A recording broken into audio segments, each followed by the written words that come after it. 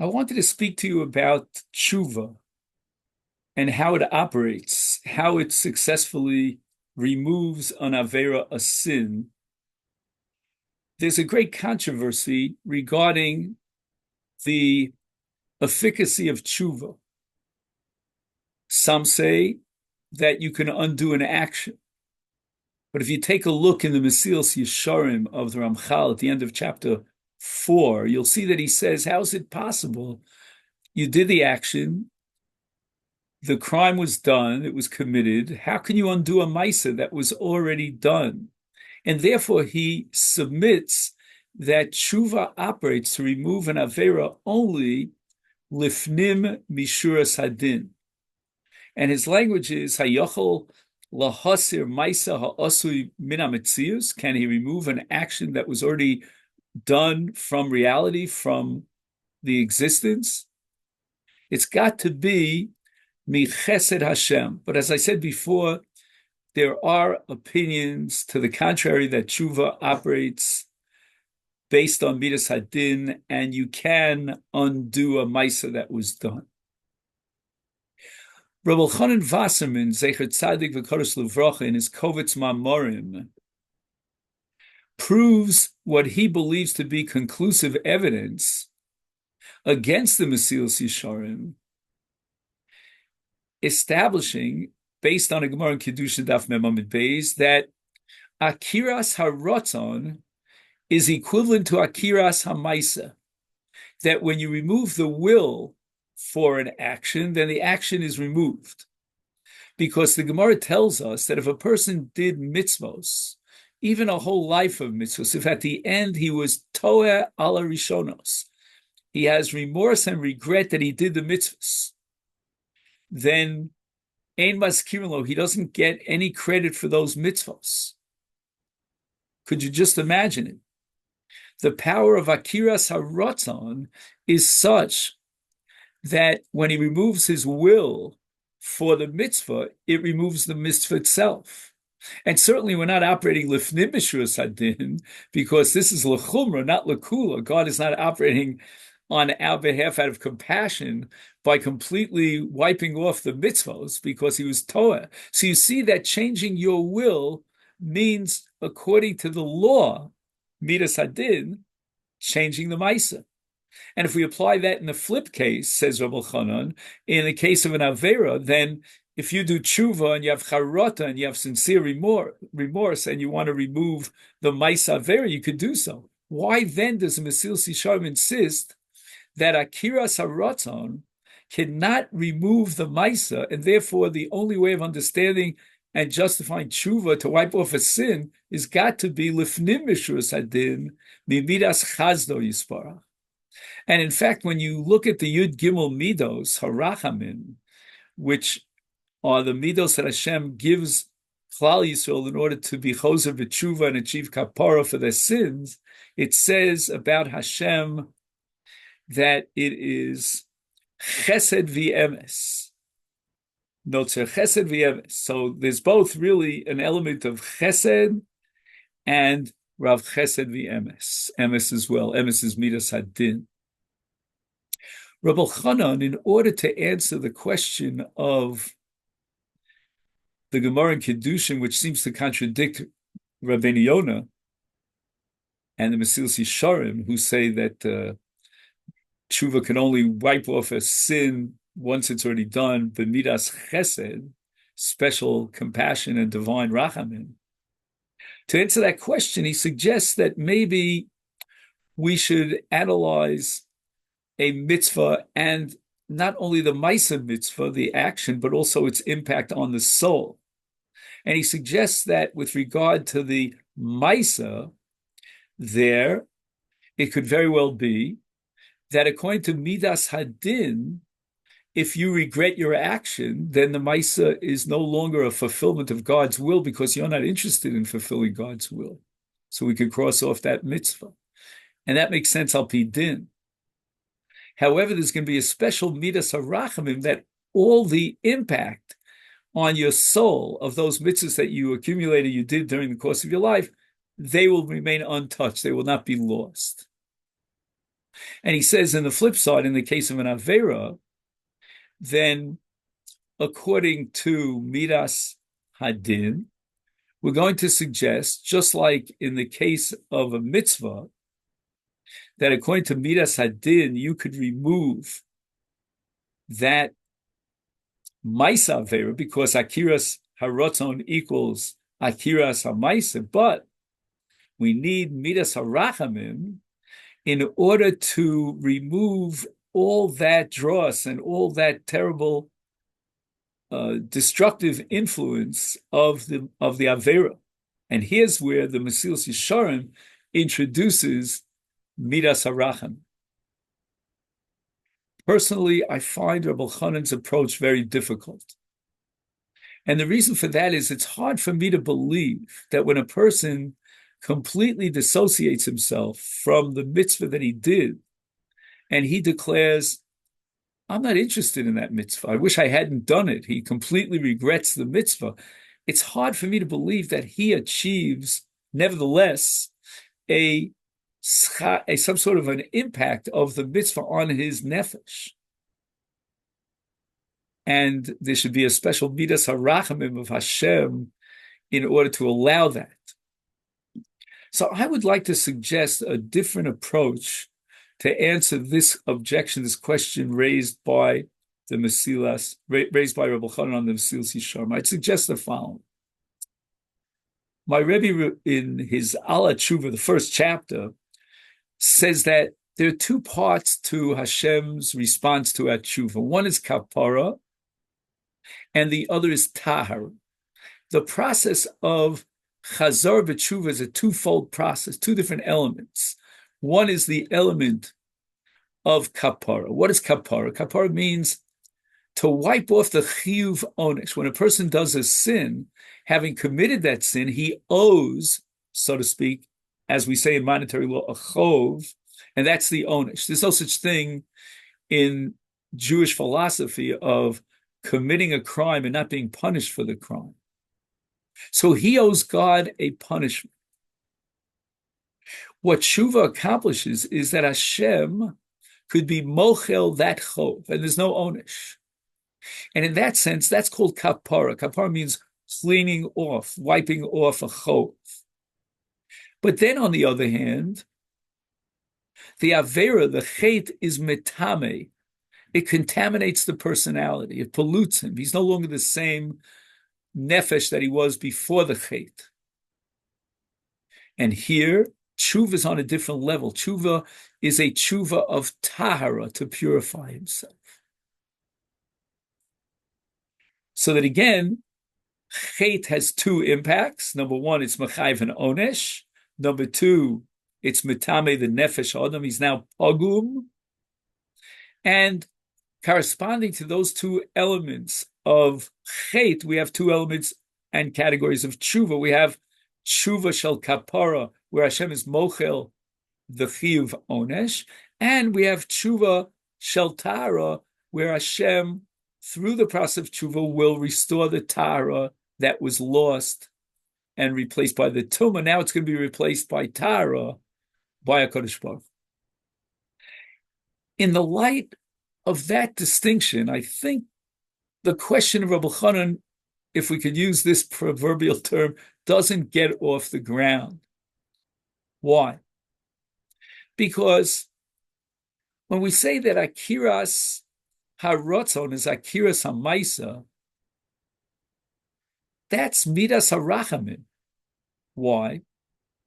Because God, as a divine gift, bestows schar for an osem mitzvah, and as a divine punishment that metes out to someone who did an avera. It's all not based on did. Nobody could be tovea schar. I mean, after all, God in his compassion and his chesed will pile on a tremendous amount of reward and schar for even the smallest amount of a mitzvah. And in the case of avera, HaKadosh Baruch Hu bechazdo, as a divine action, we call it hashgacha pratit, or divine intervention, God will impose a punishment on a person. So whether it's reward, schar, or punishment, onish, it's always a divine action. And that's called lifnim mishus hadin, meaning there's no way that you could be doveya. You can't demand legally neither reward for a mitzvah, nor the removal of the chiyuv onesh, of the obligation for punishment in the case of a crime, in the case of an avera. All that is michazdo umituvo shel HaKadosh Baruch Hu. God, in his divine love and compassion, bestows upon an osei mitzvah all that reward, the schar. And on the other hand, God, in his divine compassion, will remove the chiyuv onesh and be mochel the avera. That's all lifnim bishuras hadin. So while it's true, and the Mesilas Yesharim is correct, that you cannot change the past, you cannot undo an action that was already done. But on the other hand, God, in his compassion, above the letter of the law, will wipe off the chiyuv onesh as a divine act of chesed and racham. On the other hand, when you talk about the impact of either a mitzvah on the soul of the mitzvah doer, or the impact of an avera on the soul of an avera doer, now we're talking about a whole different set of rules and regulations. With regard to the impact of a mitzvah on the soul, that's like a kinyan. That's like something that you earn and you purchase. There's a kinyan on a mitzvah. You can buy a mitzvah, so to speak. When you implement a mitzvah and you do it with great will and sincere interest, then you now are kona that mitzvah. The mitzvah will raise your spiritual self. There's an aliyah ruchanit. But let me give you a mashal. It's like when you buy something with a condition that you could return it within a certain period of time, let's say. So then if you return it, then it's no longer yours. So when a person regrets a mitzvah, Rahman al-Itzlan, what he does is he regrets the fact that he did a mitzvah. He basically wants it back. He gives up on his kinyan.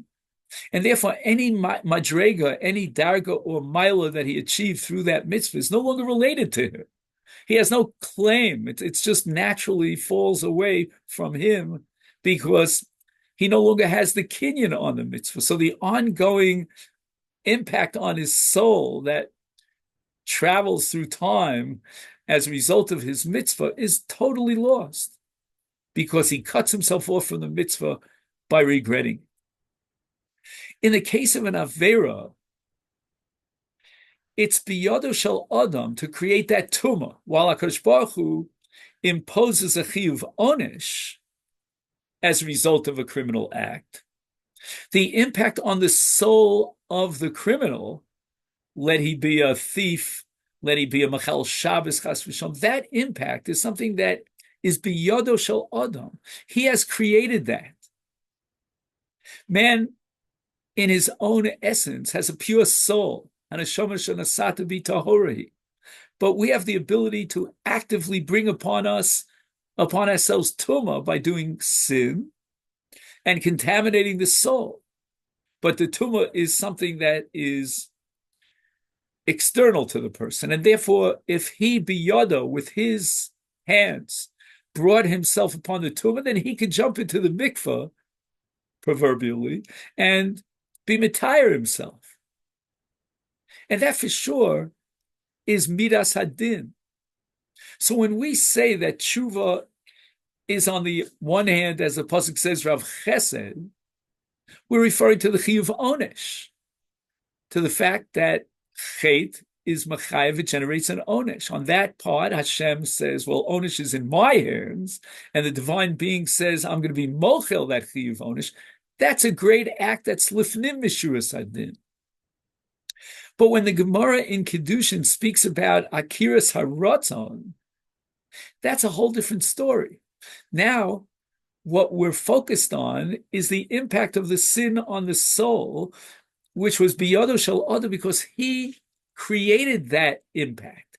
He brought that sin upon himself and that tumah upon himself. And therefore, the same way that he brought it upon himself, who mosif lav u'mafarik la, he can be mitayr himself. Let's say, for example, a person's machal Shabbos, and he goes through years and years, decades of his life as a machal Shabbos, until someday he wakes up and he realizes that his nefesh is yevesha, it's a dry nefesh. He has removed all spirituality from his life.